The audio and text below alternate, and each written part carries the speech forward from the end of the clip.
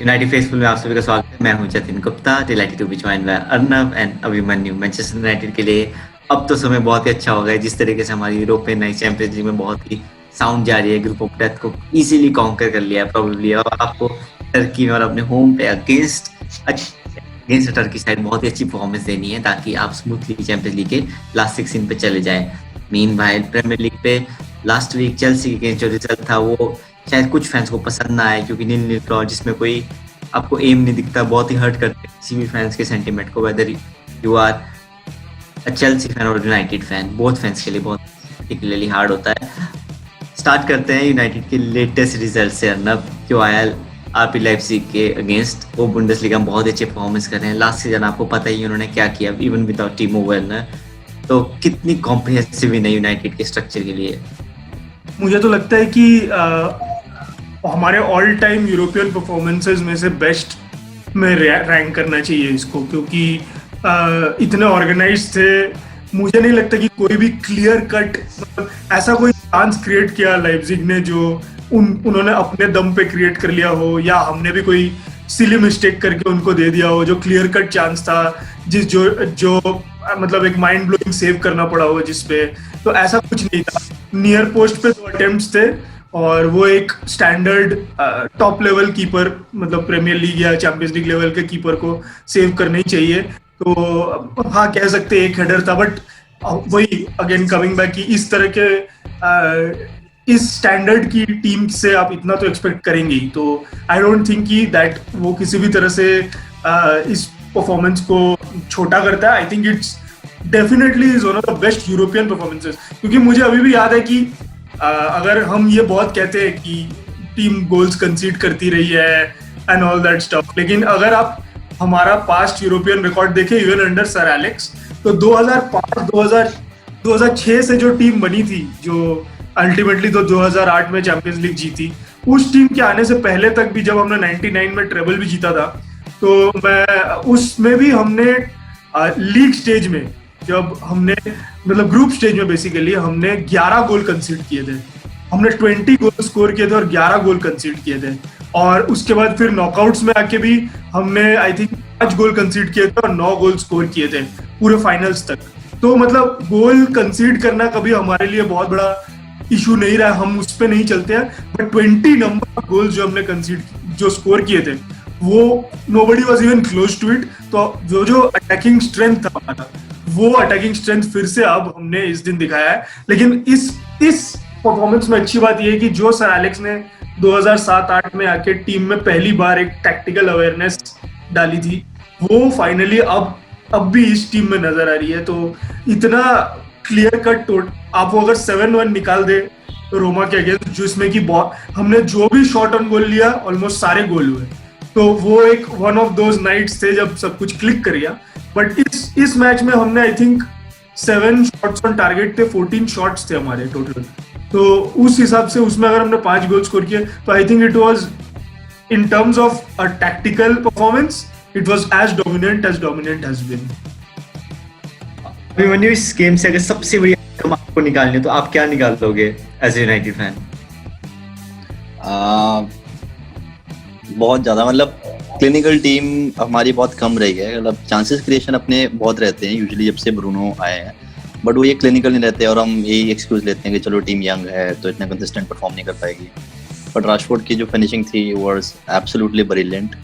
ठीक है, लोग बोलते हैं, मतलब पर्सनली मेरे को लगता है कि on his day Rashford is as good as Mbappe. लोग ऑब्वियसली हर बंदे का अपना ओपिनियन है, बट मुझे लगता है कि राशफोर्ड में जो पोटेंशियल है, जो उनमें रॉ पावर है, ठीक है, जो उनकी डायरेक्ट नेचर है जब वो फॉर्म में होते हैं, ये चीज हम मिस कर रहे थे जब से लॉकडाउन के बाद से मैच शुरू हुए थे। वही उनका थोड़ा रोल चेंज हो गया, थोड़ा इन्वर्टेड विंगर खेल रहे थे, थोड़ा क्रिएटर बन रहे थे ज्यादा rather than being a finisher. But ये वाला मैच बहुत अमेजिंग। सबसे बड़ा पॉजिटिव ये था क्योंकि I think Rashford would be very important player for us this season में। मार्शल लास्ट सीजन अच्छा खेलते, बट राशफोर्ड की फॉर्म वाज बहुत अलार्मिंग फॉर्म थी उनकी आफ्टर लॉकडाउन। तो ये बहुत बड़ा पॉजिटिव लगा मुझे। मतलब डायमंड फॉर्मेशन का चलना एक बड़ा डाउट था, सारे फैंस कह रहे थे कि हमें डायमंड चाहिए, हमें डायमंड खिलाना है, बट वही है कि वो नहीं शुरू होता। और एक रिस्क तो होता है अपनी फॉर्मेशन शुरू करो इतने बड़े मैच में अगेंस्ट ऐसी टीम जो कि अच्छी टीम है अटैकिंग वाइज भी। तो ओवरऑल टीम एफर्ट बहुत बढ़िया था and tactically spot on from ओले।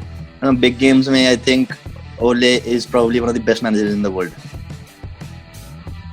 बहुत बड़ी बात है ओले गनर सोचा के लिए। 9 मैच में 7 गोल और 2 असिस्ट है रैशफोर्ड के, तो दिस इज मतलब as brilliant as a season can be I think, मतलब बहुत ही टॉप्स मिला के। बट दिस इज मतलब अगर रैशफोर्ड को फिट रख पाए ओले, मैनेज कर पाए उनको ठीक तरह से, उनका वर्कलोड मैनेज किया जाए, तो this has to be the season when it starts.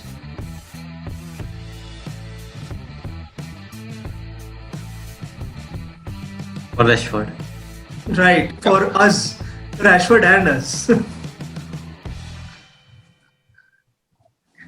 Arnav, जब आपके मतलब रैशफोर्ड के फॉर्म क्लिक होने से पहले, जब मतलब उनका एक फिर से एक बुरा सा पैच आया था उनके करियर पे, तो पर्टिकुलरली आप ही बोल रहे थे कि मतलब रैशफोर्ड हमें डिफाइन नहीं करते हैं कि वो क्या है, बट अब आप कॉन्फिडेंट हो कि एज अ फैन की अब हमें पता है कि रैशफोर्ड क्या और क्या डिमांड हमारी होनी चाहिए।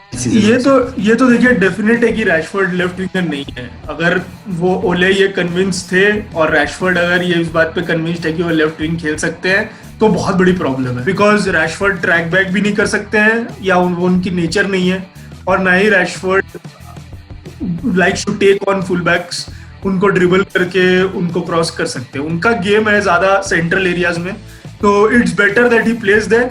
एंड नाउ देखिए, the possibilities for any talented player is limitless.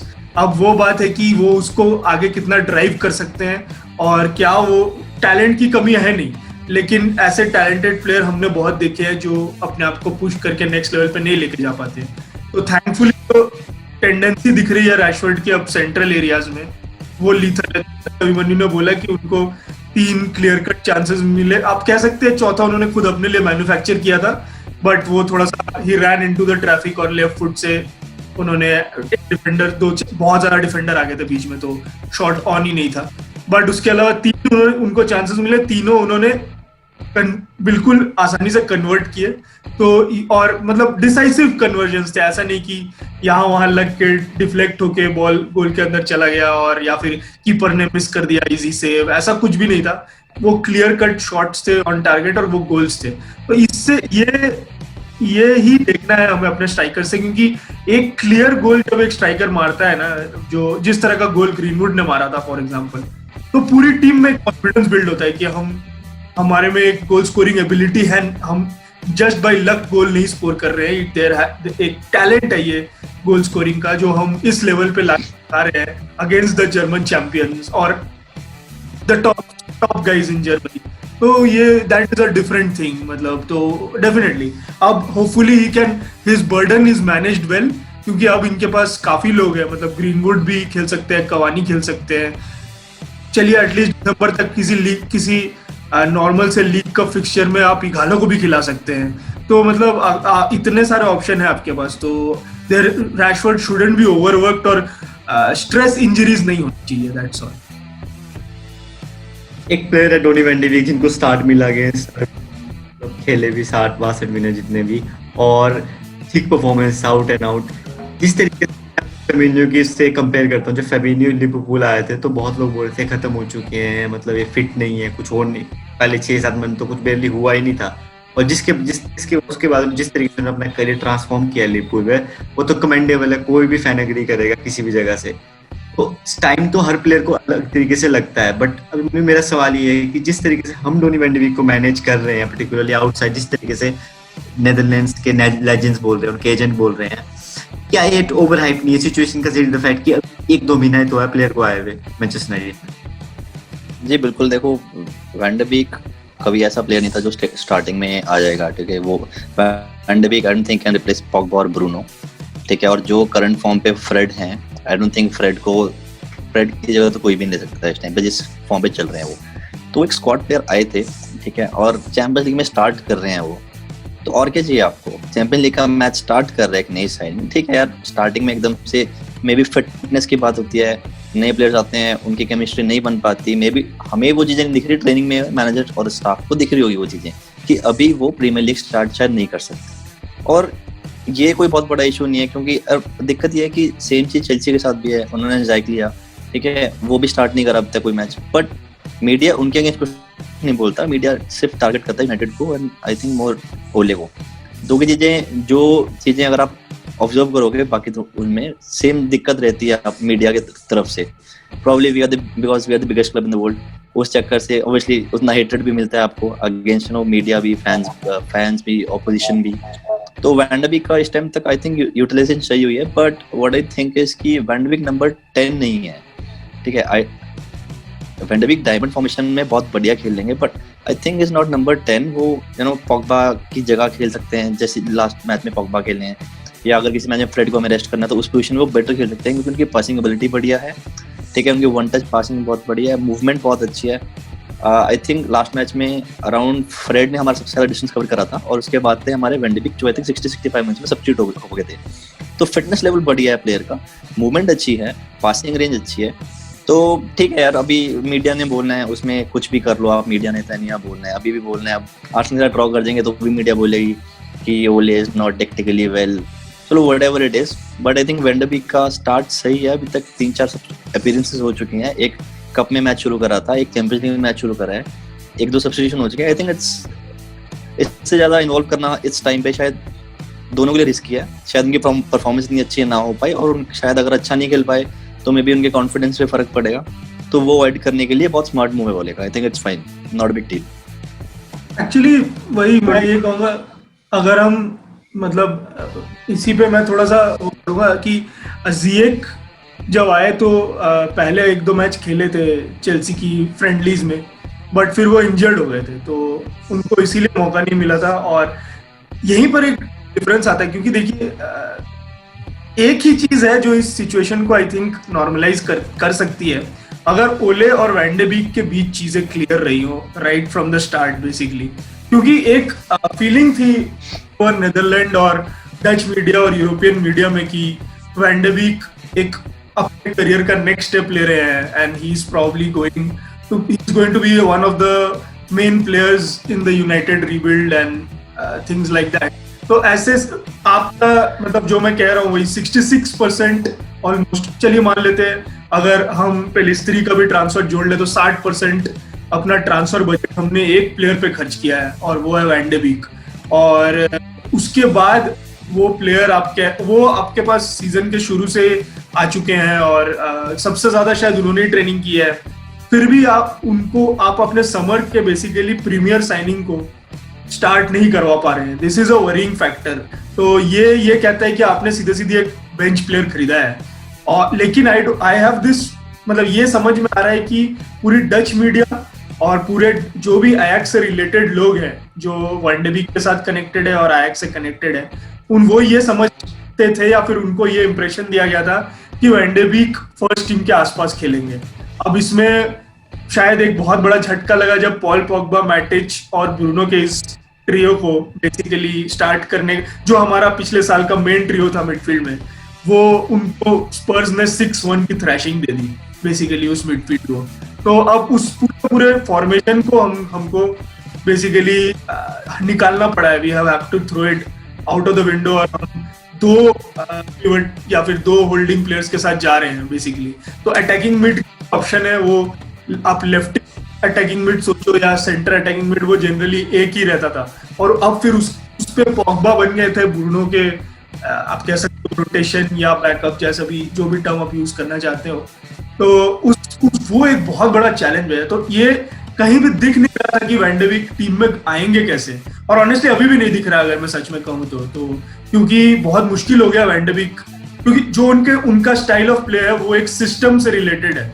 वो एक ऐसे गेम खेलना पसंद करते हैं जिसमें उसी तरह के प्लेयर्स होने चाहिए जो बेसिकली मूवमेंट, बहुत क्विक शार्प थिंकिंग बेसिकली, वो आपके साथ ट्यूनिंग में रहे। आपका विंगर, आपका सेंट्रल मिडफील्डर, वो अगर अटैकिंग मिड खेल रहे हैं तो सेंट्रल मिडफील्डर, विंगर और फॉरवर्ड तीनों उनके साथ ट्यून में होने चाहिए। तो ये एक सिस्टम की बात कर रहा है बेसिकली, जो अयाक्स खेलते हैं हमेशा से। अयाक्स के यूथ एकेडमी से लेके सीनियर टीम तक एक सिस्टम चलता है। हाकिम जिएच के साथ फायदा ये था कि वो 7 ट्रांसफर में से एक ट्रांसफर थे, तो नोबडी इज इंटरेस्टेड इन हाकिम जिएच ऑनेस्टली। क्योंकि वो वर्नर, हावर्ट्स जो उनके प्राइम ट्रांसफर्स हैं वो रोज स्टार्ट कर रहे हैं। वो जितना भी बुरा खेले हावर्ट्स रोज स्टार्ट करते हैं तो उनका कुछ खास कंट्रीब्यूशन रहा नहीं है मैचेस में। प्रॉब्ली लास्ट यूरोपियन गेम में अच्छा खेले वो, but we all know that हम में से किसी को उस ओपोनेंट का नाम भी याद नहीं होगा। तो ऐसे टीम के साथ वो अच्छा खेले, लेकिन हमारा prime transfer I don't think कि दिसंबर तक तो वो स्क्वाड में बहुत ज्यादा कुछ कर पाएंगे। यूरोपियन गेम एक ऐसा गेम है जिसमें वो ऑलरेडी खेलते हुए आए हैं, आयैक्स के साथ भी वो यूरोपियन फुटबॉल खेले हैं, तो इसीलिए उनके लिए यहाँ पर ब्रूनो को रेस्ट देके एक मौका मिलता था वैन de Beek को स्टार्ट करने का। और आई फील कि अगले 2 मैचेस भी वैन de Beek स्टार्ट करेंगे यूरोप में, बट अगर वैन de Beek नहीं होते कोई और होता तो भी ज्यादा कुछ मैं I will try to be the guy who takes the hit here, but मुझे वैन de Beek से कोई प्रॉब्लम नहीं। I think is a very good player, but क्या वैन de Beek ने ऐसा कुछ भी किया उस मैच में जो लिंगार्ड नहीं कर सकते थे? ये बहुत बड़ा क्वेश्चन है, मतलब because he has covered a lot of area and Lingard can do that. तो ऐसा कोई बॉल नहीं था वैन de Beek का, ऐसी कोई ड्रिबल नहीं थी, ऐसा कोई मूवमेंट नहीं था जो लिंगार्ड नहीं कर सकते। तो ये एक बहुत बड़ा ट्रांसफर विंडो का वो है, बट हाँ then we have to give van de Beek की कोई गलती नहीं है। उनको अगर साइन किया गया है तो he can only do what he can do best, and I am sure कि उनका एक स्ट्रॉन्ग कंट्रीब्यूशन होगा स्क्वाड में। But as a transfer window it spending 40 million when you are only spending 65-70 million in the summer, so spending 40 million on a player and not having any possibility of playing him in the first team for a stretch is a very bad investment made by the देखो वो अब van de Beek वाली बात कि वो हमारे शायद biggest transfer था विंडो का, वो एक बोर्ड का फेलियर है, ठीक है, that was not supposed to happen. Simple सी बात है, सैंचो को हमारा प्राइमरी टारगेट था। I think Van de Beek से पहले भी ग्रिलिश प्रायोरिटी थी, इसलिए प्रेशर भी आई थिंक बोर्ड और ओले पे ही आ रहा है, क्योंकि ये वैन de Beek को कोई क्वेश्चन नहीं कर रहा है कि वो क्योंकि ऑनेस्टली स्पीकिंग उन्होंने कभी भी बुरा परफॉर्मेंस नहीं दिया है जब भी उतरे हैं। Never been a disaster honestly, in fact disaster छोड़िए कभी बुरे भी नहीं रहे हैं। तो मतलब उनका तो उनकी कोई गलती नहीं है, but the pressure is on ओले कि अगर ओले कहते हैं कि दिक्कत ये था अर्नब, ये दिक्कत है कि जैसे ट्रांसफर विंडो खत्म होता है ना, सब वापस आ जाता है प्रेशर ओले पे या जो भी करंट मैनेजर होंगे। लोग भूल जाते हैं कि गलती मैनेजर की नहीं है, गलती बोर्ड की है। और उस चक्कर में बोर्ड के पास एक स्ट्रॉन्ग हैंड होता है कि अगर परफॉर्मेंस अच्छी नहीं है तो हम मैनेजर को सैक कर देंगे। ये चीज साइकिल हम पिछले फर्ग्यूसन के बाद से देख रहे हैं। सेम चीज होती है कि एक ट्रांसफर विंडो सपोर्ट करते हैं, नेक्स्ट में नहीं करते हैं, फिर जब प्रेशर बनता है तो मैनेजर को सैक कर देते हैं। जोसे मरीनियो, लुई वैन गॉल जैसे मैनेजर जो अपने बिगेस्ट सीवी लेके आए थे, वो नहीं अगर परफॉर्म कर पाए तो ओले को जस्ट बिकॉज हम टाइम दे रहे हैं because he is a club legend, अगर वो लेजेंड ना होते शायद इस टाइम तक पॉच को हायर कर चुके होते हैं, ठीक है ना, बिफोर लेप्जिग का मैच। मुझे ये लगता है जस्ट बिकॉज क्लब लेजेंड है, फैंस भी पेशेंट है उस चीज से कि नहीं यार क्लब लेजेंड है, उनकी हमें वैसे भी रिस्पेक्ट थोड़ी ज्यादा करनी चाहिए as compare to Jose Mourinho या लुई वैन गॉल। तो बहुत ही टफ सिचुएशन है। मुझे तो ये लग रहा है कि इफेक्टिवली तो अब यूज ही करना पड़ेगा, क्योंकि आपका इतना क्वालिटेटिव प्लेयर है, अगर आप उसका यूटिलाइज नहीं करते हैं तो ये आपके ऊपर हिट करेगा at the end of the day. क्योंकि मुझे तो लगता है कि अगर आप मैनेजर के पास कभी भी जाते हो ना कि मुझे प्लेयर चाहिए, उस समय हो गया था कि जो सिस्टम से हम खेलना चाहते थे मैटिच, पोग्बा और ब्रूनो से, उसमें ये बहुत सूटेबल ऑप्शन थे। क्योंकि वी नो इट्स फैक्ट कि पोग्बा इंजर्ड होंगे, ब्रूनो को बहुत ज्यादा फटीग रहता है, तो कम से कम ये 20 से 25 से 26 मैच तो आराम से प्रीमियर लीग में स्टार्ट कर सकते हैं। और बेसिकली अगर किसी की ज्यादा स्ट्रेच होती है तो ये ज्यादा भी कर सकते हैं, तो उसी वजह से इनको लाया गया था। तो उस हिसाब से तो बुरे प्लेयर नहीं है। चक्कर क्या है कि ओले गनर सोल्शर ने मेरे हिसाब से पहले मिनट से इन पे विश्वास नहीं दिखाया। अगर आप इनको 86 मिनट में लाते हो, मेरा बोलने का मतलब नहीं है कि आप 86 मिनट में इनको ला रहे हो, बट अगर आप 75-60 में लाते हो तो एटलीस्ट प्लेयर के पास ज्यादा चांस होता है 30 से 20 मिनट में खेलने का। क्योंकि अगर आप 3 मिनट पहले ला रहे हो तो फिर उसका फायदा नहीं, फिर तो आप ये कर रहे हो कि एक आपने फॉर्मेलिटी पूरी कर दी, उसको निकाल दिया। इसमें तो कोई मुझे डाउट नहीं है कि वैन de Beek का ये सिचुएशन तो ऑब्वियसली बहुत इंपॉर्टेंट सिचुएशन हो गया है, लेकिन मुझे इस बात में कोई डाउट नहीं कि van de Beek Premier League के लिए रेडी नहीं है। देखिए इस बात से मैं ओले की इस बात से बिल्कुल एग्री करता हूँ। प्रीमियर लीग के लिए मतलब स्टार्ट करने के लिए फॉर एग्जांपल, या इवन टू प्ले मतलब गेम चेंजिंग पार्ट बेसिकली अपने दम पे, उसके लिए रेडी नहीं है वैन de Beek। और how much of a game changer van de Beek इज, वो हमें टाइम के साथ पता चलेगा। बट जैसे उस दिन रैशफोर्ड ने बेंच से उतर के बिल्कुल मैच का स्कोर लाइन ही बदल दिया, मैच का इम्पैक्ट ही बदल दिया। उसके लिए अगर हम 5 गोल नहीं भी मारते तो मैच में हम बहुत थ्रेटनिंग हो गए रैशफोर्ड के आते ही, ब्रूनो के आते ही। तो ये इस तरह का भी चेंज वो कितना वैन डी बेक ला पाएंगे, that is something we will see, probably वो लाएंगे। बट अभी फिलहाल तो he is not ready for Premier League honestly, क्योंकि प्रीमियर लीग आज इवन पहले भी था, अभी शायद ज्यादा और बहुत ज्यादा फिजिकल से मतलब ये नहीं कि एग्रेसिव, फिजिकल से मतलब ये कि हर प्लेयर एथलेटिकली बहुत ज्यादा एडवांस्ड है।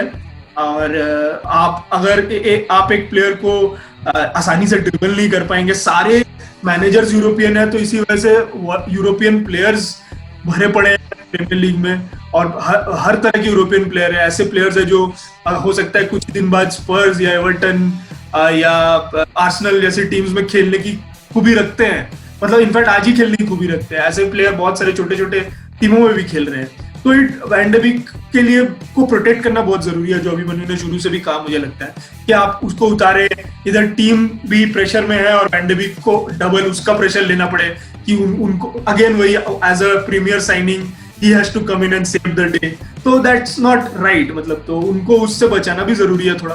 अब आप चैंपियंस लीग में अगर यूनाइटेड पूरा खेल भी देती है फॉर एग्जांपल, तो it's not going to be pressure for Ole, मतलब कोई बात नहीं, हम चैंपियंस लीग भले ही ग्रुप स्टेज से ही मतलब बाहर हो गए होते, अब तो नहीं होंगे, बट अगर हो भी गए होते तो भी ओले सैक नहीं होते उस वजह से, वो अगर प्रीमियर लीग उनका अच्छा चलता है तो इसीलिए वो ज्यादा प्रेशर सिचुएशन प्रीमियर लीग में है, तो वैन डी बेक को झोंकना उसमें सही नहीं होगा।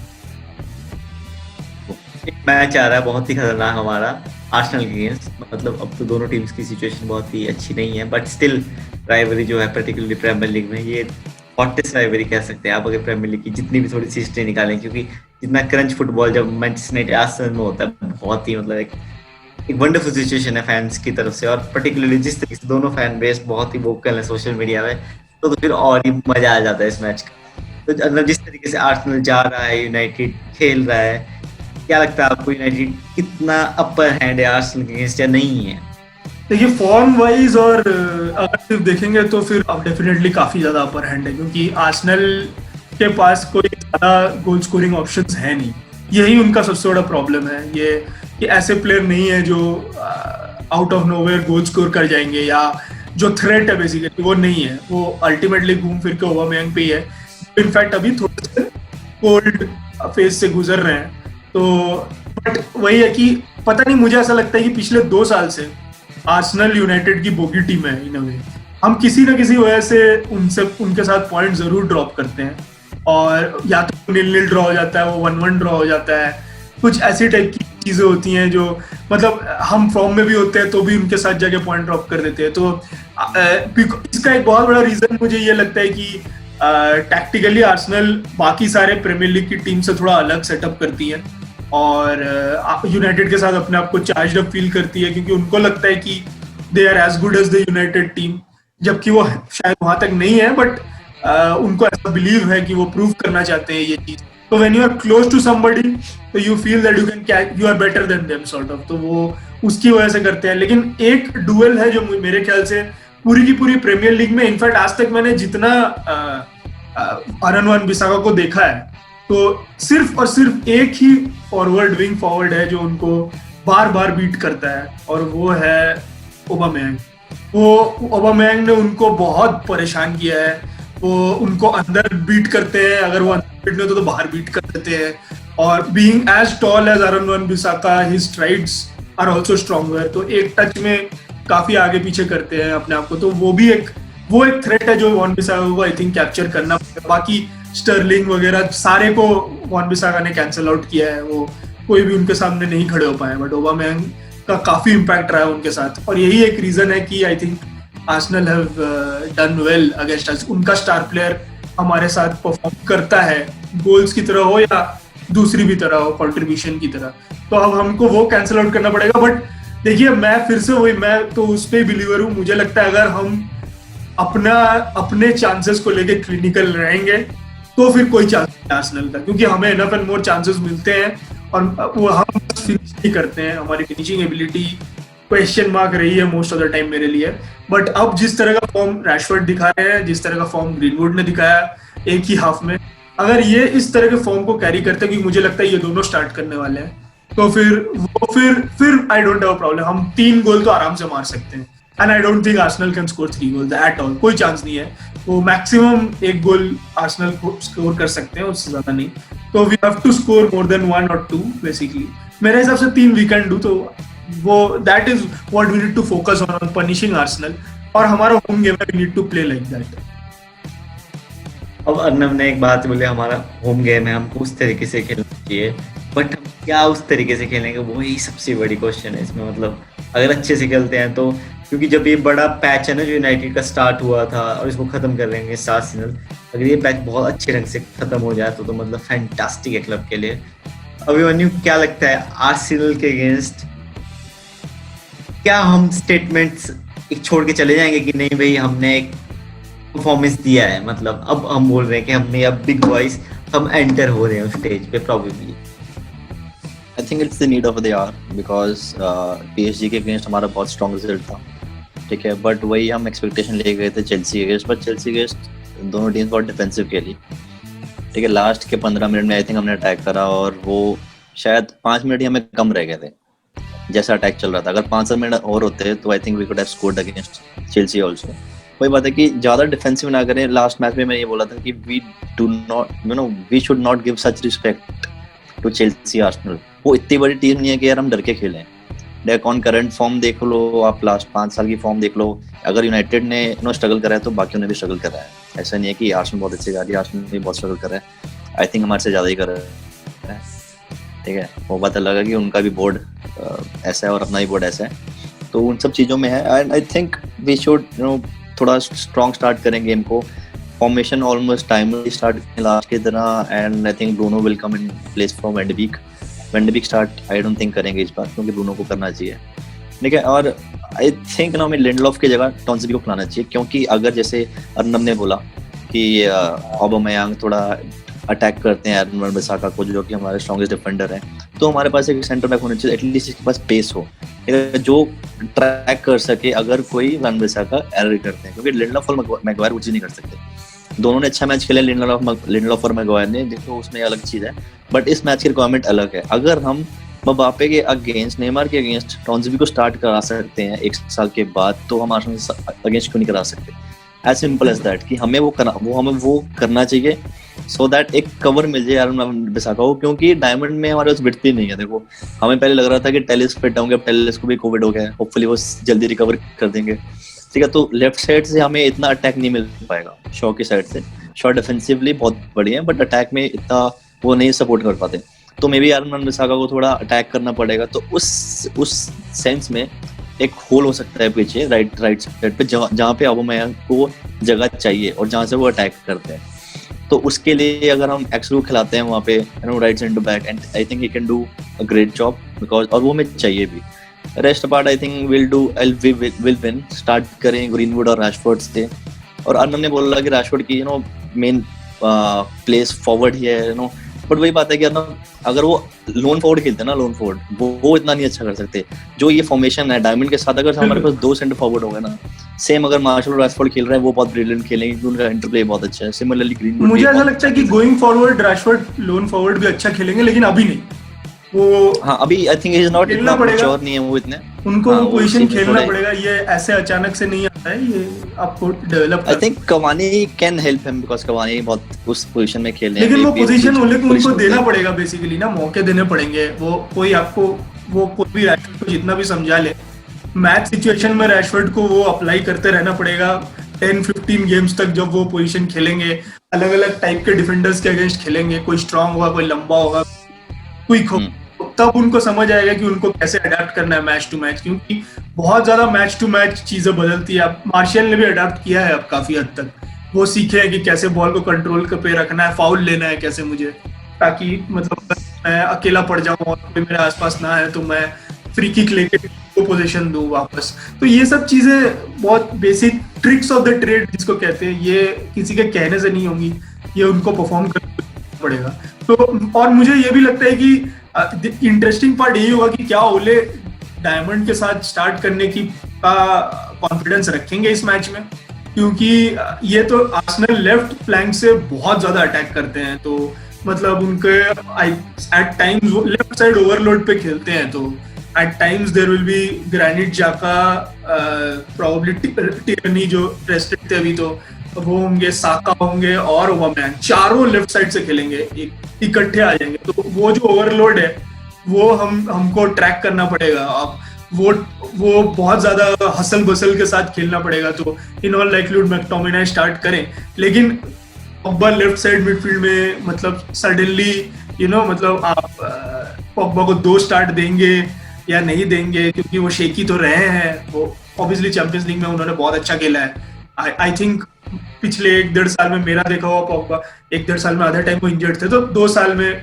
मेरा पॉग्बा को देखा हुआ पहला कंप्लीट परफॉर्मेंस लगा था मुझे 60-65 मिनट का। वो तो वो अगर वो कर सकते हैं या नहीं वो स्टार्ट, तो ये देखना पड़ेगा। कहीं ऐसा ना हो जाए कि हम स्कॉट मैकटोमिनाई, फ्रेड और मैटिक तीनों को लेकर स्टार्ट कर जाए, तो दैट बिकम्स अनदर रिजिड 3। तो ये पोर्शन हमारा मिडफील्ड हमारे लिए सबसे बड़ा क्वेश्चन रहेगा, क्योंकि ये तो डेफिनेटली श्योर हूं मैं कि हम शायद आई एम श्योर कि हम 5 एट द बैक नहीं खेलेंगे, क्योंकि लाइप्जिग के साथ खेलने का ये फायदा रहा है कि सिमिलर फॉर्मेशन के अगेंस्ट हमने अभी खेल लिया है एक बार, ये फॉर्मेशन क्लिक की है हमारी।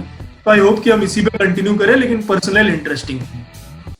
तो ये देखो, डायमंड में main part I think midfield, और हमारी टीम का स्ट्रॉन्गेस्ट पार्ट मिडफील्ड ही है इस टाइम पे। Pogba, van de Beek, Fred, Bruno. तो आई थिंक वो चीज, अगर दूसरों की, वही बात आपने सेम बात बोली थी कि दूसरों की नहीं, अपनी कैपेबिलिटीज पे फोकस करो। मैं वही बात को रिपीट करूंगा कि अगर हमारी कैपेबिलिटीज, हमारा स्ट्रॉन्गर पॉइंट मिडफील्ड है, तो हमें उसे फोकस करना चाहिए। ट्रैक बैक हो जाएगा, राइट पे फ्रेड खेलेंगे, बहुत टेनेशियस है, बहुत अग्रेसिवली प्रेस करते हैं फ्रेड। ब्रूनो भी प्रेस बढ़िया करते हैं। ग्रीनवुड को थोड़ा बोलना पड़ेगा थोड़ा प्रेस करने के लिए, सो दैट पूरी टीम एफर्ट होगा। तो आई डोंट थिंक कि जितना मर्जी अटैक कर ले, आर्सेनल का अटैक इतना मैच्योर नहीं है कि वो एक अच्छे प्रेस को अपोज करके काउंटर बना सके। तो वही बात है, टीम वर्क चाहिए होगा अगर हमें डायमंड खेलनी है। और आई थिंक इस टाइम डायमंड खेलने से सबका फायदा है। वो राशफोर्ड अच्छी फॉर्म में चल रहे हैं और इसी फॉर्मेशन में अच्छा खेल रहे हैं, ठीक है। और हमारे मैक्सिमम मिड यूज हो रहे हैं, जो कि हमारी बेंच पे भी सबसे ज्यादा स्ट्रेंथ है। तो वो सब चीजों को देखा जाए तो डायमंड खेलने, टीम एफर्ट होगा, प्रेस अच्छा होगा। तो आई थिंक, और अब फिजिकल लेवल भी आप देखो, लॉकडाउन से पहले, इंटरनेशनल ब्रेक से पहले जो फिजिकल लेवल था हमारे प्लेयर्स का, और अब देखो जो फिजिकल लेवल है इस टाइम, बहुत इंप्रूवमेंट है। आई थिंक वही स्टार्टिंग 1-2 मैचेस वो बहुत डिफरेंस दिख रहा था हमें, और अब हमें दिख रहा है कि प्लेयर्स फिट हैं, एथलेटिक हैं, बहुत डिस्टेंस ट्रेवल कर रहे हैं, प्रेस अच्छे से कर रहे हैं। तो आराम से हो सकता है, बट वही कॉन्फिडेंस रखे और टीम प्ले बहुत जरूरी है। मुझे तो लगता है, मुझे सबसे बड़ा चीज लग रहा है यूनाइटेड के इसमें, कि मुझे लगता है कि फ्रेड का अब स्पेस, अगर ओली को लगता है कि वो मतलब मेरे प्लेयर हैं, तो उनका स्पेस क्लियर कट हो जाना चाहिए। क्यों के लिए, अगर ये फॉर्मेशन इनको खेलनी है और हमें विश्वास है, तो यही प्लेयर है जो की प्लेयर है यूनाइटेड के इसमें। तो अगर ये अच्छा खेलते हैं, क्योंकि अभी तक ना ओली को पता नहीं उनके कौन कौन से प्लेयर जिनको पिक करने हैं। मुझे लगता है डेविड डेया को खिलाते ही हैं, खिलाना ही पड़ेगा। अदर देन दैट बेन बिसाका हो गए, या फिर उनको बहुत ही लुक शॉ पसंद है तो लुक शॉ हो गए। Other than that going forward मुझे लगता है कोई प्लेयर ऐसा है जिनका कॉन्क्रीट बोलते हैं कि नहीं मेरा प्लेयर, मैं इसको खिला के रहूंगा। तो मैटिच ने बहुत सुंदर परफॉर्मेंस दी थी, उनको खिला दिया, तो बस उनको भी नहीं खिलाते थे week in and week out. तो ये बहुत सी अच्छी सिचुएशन है यूनाइटेड के लिए कि फ्रेड अपने कलर्स दिखा रहे हैं और अपना 50 और जितना उनका प्राइस टैग था उसको जस्टिफाई कर रहे हैं। उनके स्टैट्स तो इस रिसेंट मैच में तो उनके स्टैट मतलब उनका परफॉर्मेंस अगर स्टैट्स में भी देखे तो मतलब आई थिंक उनके कुछ 12 पास, मतलब वो कंसिडरिंग कि वो गेम बॉल विनर थे बेसिकली हमारे लिए, और बॉल विनिंग मिडफील्डर जो ने 12 पासेस किए थे फाइनल थर्ड में, और आई थिंक उनमें से 2 इंटरसेप्शन थे उनके बॉल रिकवरीज बेसिकली, जो दोनों से गोल हुए हैं। तो मतलब दिस इज मतलब हिज परफॉर्मेंस वाज अनबिलीवेबल। अब तो मुझे नहीं लगता फ्रेड किसी भी ड्रॉप हो सकते हैं, दिस इज कोई भी ड्रॉप हो सकता है, फ्रेड नहीं हो पाएगा अनलेस रेस्ट हो सकते हैं, बट ड्रॉप नहीं हो सकता। ऐसा ड्रॉप ना हो, यही हमारे क्लब के लिए, क्योंकि प्रीमियर लीग टर्म अलग हो गया, अब वैसा नहीं रहा है। हमको भी थोड़ी एक्सपेक्टेशन लो करनी पड़ेगी, क्योंकि 6 से 7 टीम और जो बाकी नीचे हैं वो खाने के लिए तैयार रहते हैं हमेशा। वो ऐसे नहीं आते ब्रेकफास्ट करने नहीं आते हैं, वो सीधा डिनर करने आते हैं, डिनर करेंगे आराम से सोएंगे। तो उस सिचुएशन में मतलब अगर आप इस बार का टेबल भी ऐसा है ना जतिन की, मतलब अगर टेबल में हम एक मैच कम खेले हैं ऐसा 15 पे दिखाता है हमें, बट अगर हम ये आर्सेनल को बीट कर देते तो आर्सेनल से ऊपर आ जाएंगे। लेकिन फिर भी ये क्लियर नहीं होगा हम एग्जैक्टली कितने ऊपर हैं, क्योंकि सब 7 मैच खेल चुके होंगे। तो मतलब एक बहुत ही वियर्ड टेबल की टेबल का सिचुएशन वियर्ड है। लेकिन अगर मैं देखूं आर्सेनल मैच को विन रख के देखता हूं, जो मुझे लगता है पॉसिबल है बहुत हद तक, तो 6 मैच में 10 पॉइंट की 3 या 4 टीमें, और वो 8 to 9 के बीच में है आई थिंक। उसके ऊपर वाला 11 पॉइंट पे है, और 6 मैच में 13 पॉइंट वाले अभी लीड कर रहे हैं। तो इट्स नथिंग, मतलब table isn't making too much sense for anybody. तो ज्यादा मतलब everybody is playing equally well और इक्वली बैड आई थिंक। तो कोई टेंशन नहीं है, हमको basically one step by step, match by match move करना चाहिए आई थिंक। हमने जो आपने शुरू में ही कहा था, this match is going to be a match जहां पे we can make a huge statement in the Premier League. क्योंकि यूरोप में तो आई थिंक वी हैव 2 हफ्ते में हमने लगातार बहुत मेजर स्टेटमेंट डाल दिया, और बायर्न म्यूनिक के अलावा किसी भी टीम को हम बीट कर सकते हैं, हमने दिखा दिया है। प्रॉब्ली बायर्न म्यूनिक जैसे टीम के साथ कोई भी स्ट्रगल करेगा भी, बट उसके अलावा कोई भी टीम है, हम I think we are good enough तो to beat them on any given day, अपने होम गेम में या अवे गेम में। तो ये इस मैच से हमें एक ऐसा ही स्टेटमेंट देना पड़ेगा प्रीमियर लीग में। टॉटनहम की तरफ तो ठीक है, लीग में बहुत अच्छा, फिर यूरोपा लीग में आप आ जाते हैं जब आप पर्टिकुलरली उनका स्क्वाड है और हमारे से ज्यादा उनके पास डीप है उनका स्क्वाड। हर एंगल से देखें, डिफेंसिव पोर्शन को छोड़ दें तो उनका स्क्वाड हमारे से बहुत डीप है। मतलब स्टिल मतलब अगर वो परफॉर्मेंस नहीं दे पाते तो मतलब बहुत ही वियर्ड है ये सिचुएशन। तो लेट्स होप हम वो situation against a very good side Arsenal ना देना कि फिर हम बोलेंगे यूरोप अच्छा हो रहा है हमारा बट हम लीग में खराब हो जा रहे हैं। यही सिचुएशन रह जाएगी जो टॉटनहम और प्रॉब्लम मैनचेस्टर यूनाइटेड को डिफरेंशिएट करें, क्योंकि दोनों लग रहे हैं इस बार की कुछ क्वेस्ट लेके आए ही हैं, particularly Jose Mourinho in the Premier League, जिस हिसाब से वो कर रहे हैं प्लेयर्स को। तो प्रेडिक्शन टाइम है। सबसे पहले तो अर्नब, क्या लगता है कितने गोल 3-1 मारेंगे? 3-1 यूनाइटेड। ओ भाई बोल सीधा। 2-0 यूनाइटेड। 2-0 यूनाइटेड। मुझे लगता है 3-1 यूनाइटेड और कॉम्प्रिहेंसिव विक्ट्री हो। लेट्स होप सब प्लेयर्स अच्छा खेलें और मार्शियल भी अपने कलरफुल अपीयरेंस दे, ताकि एक और प्रॉब्लम ये है जो मेरी तरफ से जो 1 गोल है वो भी मुझे तो लगता है कहीं 1 गोल ना हो। नहीं बट यूनाइटेड के पास इस लास्ट जो ओले गुनर सोल्शायर का जो पूरा फर्स्ट सीजन था और अभी तक एक क्वालिटी है हमारे पास, हम पेनल्टी लेना पूरी दुनिया में सबसे अच्छा किसी भी क्लब करते हैं। तो वो हमारे पास बहुत बड़ी पावर है जिसको हम रिकॉग्नाइज नहीं करते परहैप्स। तो यूनाइटेड के लिए बहुत ही बेनिफिशियरी है इस समय, क्योंकि इतनी पेनल्टी जरूरत नहीं पड़ेगी आर्सेनल के अगेंस्ट, हमें जरूरत नहीं पड़ेगी आर्सेनल के अगेंस्ट, बड़ी टीम अगेंस्ट नहीं तो एक मिल जाएगी, लेकिन टेंशन मिल जाएगी। अब ऐसा होता नहीं है कि पेनल्टी आप बोलेंगे प्रेडिक्ट करेंगे आप मिल जाएगी। अब तो अगर किसी को बैट करना हो तो ना मिले यूनाइटेड में तो ज्यादा पैसे मिलेंगे। अब बेट इस पे कि 2 मिलेगी या नहीं मिलेगी। हाँ 2 मिलेगी, इस पे होना चाहिए कि 2 मिलेगी कि नहीं मिलेगी। और एक जाते जाते पहले एक टच कर लेते हैं डेविड है जिस तरीके से, मतलब अब वो सेव कर रहे हैं जो हमसे एक्सपेक्ट करते हैं। तो किसी भी टॉप कीपर, कोई भी टॉप क्लब एक्सपेक्ट करता है कि आप पोस्ट पे बीट ना हो, वो बीट ना हो। तो मतलब क्या लगता है डेविड को हम देख रहे हैं और इक्का दुक्का मिस्टेक तो सभी से हो जाती है।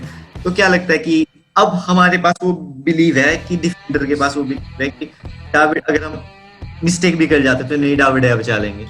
देखिए मैं फिर से वही कहूंगा जो मैं स्टार्टिंग में कह रहा था, किसी की मिस्टेक को जस्टिफाई नहीं करूंगा, लेकिन ये कह सकता हूं कि ऐसा नहीं है कि हम जब बहुत ज्यादा डोमिनेंट थे तो हम गोल्स कंसीड नहीं करते थे। ऑनेस्टली मैं बता रहा हूँ, मतलब हम हमेशा गोल कंसीड, और मैंने वैंडर सार के बहुत बुरे गलतियां देखी है एनफील्ड में जाके, मतलब तो ऐसी बात नहीं है कि गलतियां नहीं होती थी, गलतियां हमेशा हुई है। बाकी टीम को भी रिस्पॉन्सिबिलिटी लेनी पड़ती है कि अगर आज की डेट पे मैंने गलती कर ली तो आप नहीं करोगे, आप प्रोबेबली मुझे कवर करोगे, और आप मैं अगर एक गोल मेरी वजह से हो जाता है तो आप इंश्योर करोगे मेरे लिए फॉर योर टीममेट कि आप जाके 2 गोल क्रिएट करके आओ एज अ फॉरवर्ड। तो ये मतलब ये ऐसे ही टीम बनती है, ये कोई एक बंदा अपने दम पे नहीं खेल रहा है, मतलब कि वो इनविंसिबल। यही प्रॉब्लम है, हम बहुत ज्यादा इंडिविजुअल लेवल पे खेलते हैं जब से सर एलेक्स गए हैं।